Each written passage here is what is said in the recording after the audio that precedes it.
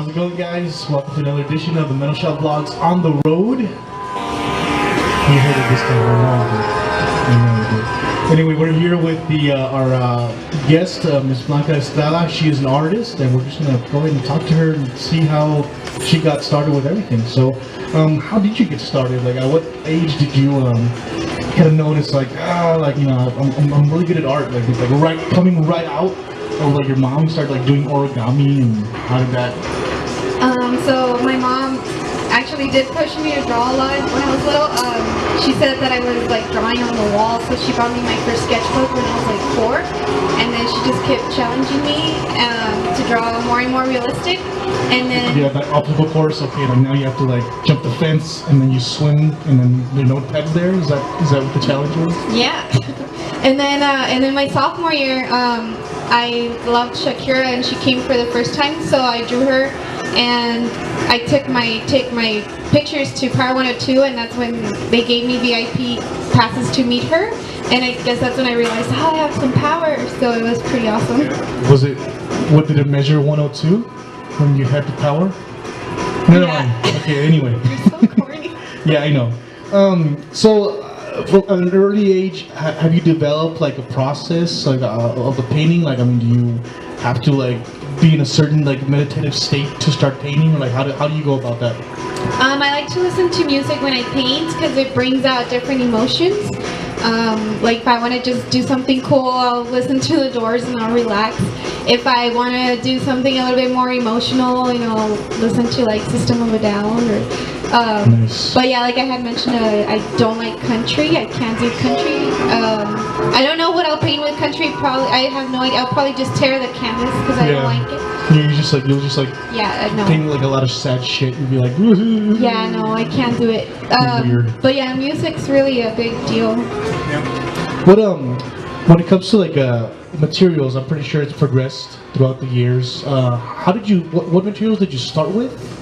And then like how's that kind of changed through the time, and like what's your type of like favorite art? What design? Materials. I started drawing since I was little with just whatever I had, and then in high school I took an art class, and my teacher taught me about acrylics and how to start painting. So I started painting when I was in high school, and then later on, then I started doing more oils and a little bit more expensive stuff. But I really like charcoal. I think that would be my favorite for like portraits, especially because they come out so realistic. But everything's fun. I tried airbrushing too, and that's really fun. I just don't know how to clean my equipment right, and I mess it up, and it's expensive. Have you ever tried tattooing? I did. I tattooed about 12 people, and I'm sorry, whoever. Yeah, you. Yeah. Whatever. I'm sorry. It was fun, and they liked them. They liked the tattoos I did on them. But I didn't like the skin and the blood and the people. Like, no, I like the people. I'm sorry, but I didn't like that they were moving. Or, I don't know. The truth comes out, guys. I didn't like the skin. No, I like to paint on stuff and draw on stuff that doesn't move and that's not alive. I don't know. All right. Well, that's a whole nother section. But what was that? Let's just say to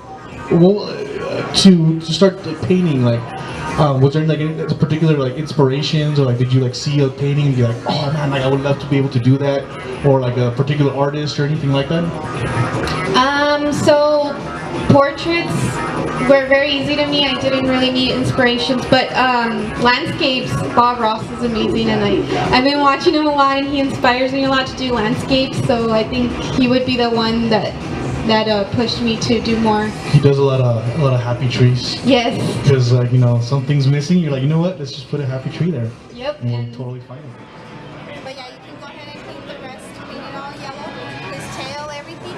And if you go over the lines a little bit, it's okay because it's not going to disappear the lines. So you can go over the lines. Obviously, we're not inside a TV, or are we? Yeah, we are. All right, we're at Rubik's, right? We're at Rubik's. We're here at one of your art classes, right? Yes. Is this the only place that you do art class? And if so, what are the other places you do it? And like, go ahead and tell us like where it is that you do the art classes, how often, what's the price, is there an age limit, like how does that go about? Awesome. So yeah, we're here at Rubik's, which is an awesome arcade bar, and their food is really good too. Yeah. I gotta try it. Yeah, you should. So we are doing the classes here every 2 weeks, every Sunday, every other Sunday. And I was doing kids and adults, but I decided I'm going to go ahead and combine them to all ages because I have a lot of adults that want to do the kids one and vice versa. So I'm just going to make it all ages. But they're always going to be, cartoon themed or arcade themed. So our next one will be like Zelda and Mortal Kombat. And those are $15 because it's a smaller canvas so that the kids can paint it without struggling too much. And then I do have... Is that $15 per person? Or? That's $15 per canvas. So if a person decided to paint 2 canvases, then it would be $30. And then I have classes also at the Hoppy Monk Bar, which is an awesome bar for beer. And there we have, it's called Pains and Pints, and it's once a month. We're actually going to do it twice a month now. It's going to be on Wednesdays. And those are $25 per person, and those, of course, it's a bar, so I have more adults than anything. Well, if you had kids in that class, that wouldn't be good. And then I also have classes at Sunland Winery. That's across from the casino. They have a really good selection of wine. And there, I do them also on Saturdays. And we do a pet one too. That one's really cool. It's come and paint your own pet. So you send me a picture of your pet and I draw it. And that one's a little bit more intense. That one's 3-hour class and it's $35. That's the most expensive it gets. It doesn't get any more than that. I also do private parties at your location if you ever want me to go to your house or your workplace. And it's $25 per person. I asked for 8 minimum. So like the pet paintings, it's like a Native American orgy. It's fucking intense. Yeah. Yeah. Your sense of humor. Anyway, moving on. Has there ever been like a student that you're all red now, huh? Has there ever been like a student that you're just like, because he's always complaining and like doing all this crazy stuff? Has there ever been like a student that just got under your skin? No, I actually invite everyone to paint their own version of the painting, so I don't expect it to look like, I never push you to make it look right or anything. No, this is for fun. The only thing I do notice is people get really down on themselves and they judge themselves so harsh, and I didn't realize that until, I hate my painting, but I love yours, and that person's like, I hate mine. But so I tell them, just go easy on yourself, just have fun, and it doesn't have to look like, like the original, I guess. It can just be your own. You haven't been a student that you just want to like, stop complaining. No, nope. Which is good. That's good. It's been awesome. That's good because that shows how good of a teacher you are. You're just patient and stuff or whatever. Thank you. So like when it comes to that, like I'm sure there's like struggles when it comes to like paint, being a paint teacher or an art teacher. What are some of the struggles and what are the like accomplishments you've had when it comes to that? Struggles just getting them started. Once they start, they can't stop. And then also making them stop, like, hey, don't mess it up just because you keep going and going. So know when to stop also. But no, really, it's been awesome. Struggles really, maybe in the art community, there's a lot of artists that get upset at us who show people how to paint. These 2-hour casual painting classes, they feel like it's not right because they've been painting all their lives and we're taking away some credit. And I think that's ridiculous because it's like karaoke. Just because we sing for fun doesn't mean that we're going to take away Adele's job or anything. It's just for fun. It's something that you share and you do. So and in reality, they even appreciate more. They appreciate artists more because they realize this is not easy and you can't do a professional painting so easily. So I think that's been the most shocking thing I've heard. You're like Prometheus, basically. You're bringing fire to the people. You're like teaching them. No, for real. It's like, I mean, like you're teaching them, and then like actually Bruce Lee had that struggle too, because like really? Yeah, the council, like they weren't really happy with like him teaching like white people and stuff. You gotta share the knowledge and the fun. It's really fun, and that's what I tell people. Just have fun. And then we'll do the color later, the coloring. Now, if you guys finish with the yellow on the cup, you're gonna want to rinse your brush one more time, and then apply my white in your brush so you can do those white foamy parts. I kind of leave that brush a little bit dirty, just a little bit, and then so that when I get the white, it makes it just a little bit dirtier than plain white. All right, so B art or BE art, how did that name come about? And like, is there like some sort of significance behind it, or how did that go? Yes, it's be art. I want you to be your own art. You make your own piece the way you want it. Don't copy mine. Don't copy anybody else's. It's your own piece of art. It also means Blanca Estrada art. So I had That's clever. Yeah. I had a hard time between should I put the periods or not. I don't know. I'm still not settled, but yeah, be art. That's what I wanted it to signify. All right. Has there any? Have you actually been in part of any like special type of galleries or exhibitions, art exhibitions, and like, what have they been? Yes, I've done a lot of exhibitions. I paired up with Dream Studio, and they're Two awesome. different things. It's two different things. I know, I There's know. Dreams, and there's Dream Studio. And they're great. Totally different things. We did a lot of themed artwork and exhibitions with a lot of other awesome artists, like the Star Wars one. We did a Ghostbusters. We did a Beetlejuice, a Wizard of Oz exhibition, a pizza themed one. I mean, we've done a lot. And then I've also had my own solo. Yeah. So you've had your own B art, or I don't know if it's part of it or whatever, but I mean, you've had your own paintings. Yeah, about 2 years ago I did my own solo exhibition at the Percolator, which I really miss. And that was awesome. It was really, really amazing. The turnout was just great. And I think that was my coming back kind of thing, because I had stopped for a while because I was, studying a lot at UTEP, and so I didn't have a lot of time. But that was my coming back, and then now that I'm back, it's been awesome. Did you have one at the Loft Light Studio? Yeah, I've also done some at the Loft Light Studio, and there's this stairway that goes up, and I paired up with this amazing artist, Eric Angel, and we both decorated the stairs too. I did the Frida. Right? Yeah, it was pretty awesome. So yeah, I'm really happy with the art community and all the other artists. Those stairs are like really steep. Like I had to like stop halfway, like take like a 5-minute breather, and then like continue, because like it's crazy. That means you're out of shape. Oh yeah, that's exactly what it means. I know you've had customers have asked you for like, oh, can you paint this, and like all your paintings throughout these years you've been painting.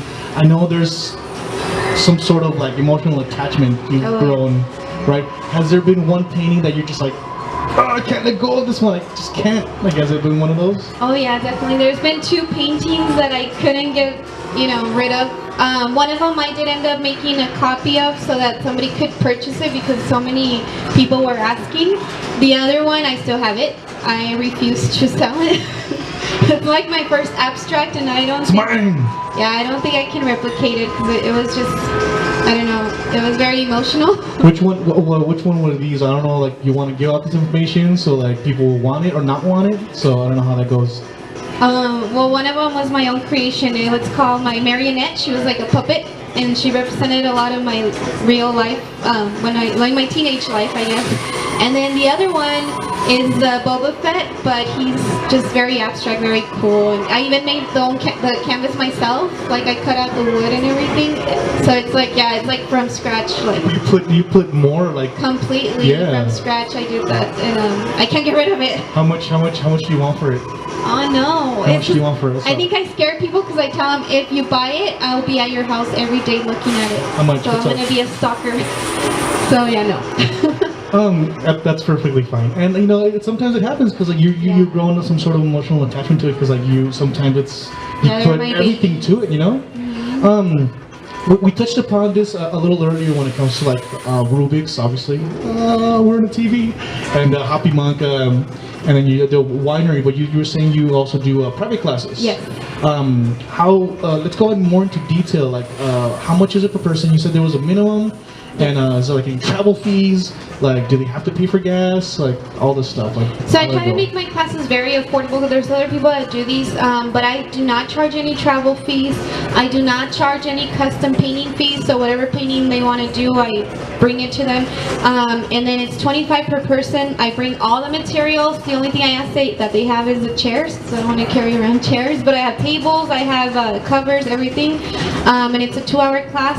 And what else? So you go to them, right? Like, I go to them, and I can go anywhere in El Paso. I've also gone a little bit in more to like Las Cruces. where's that?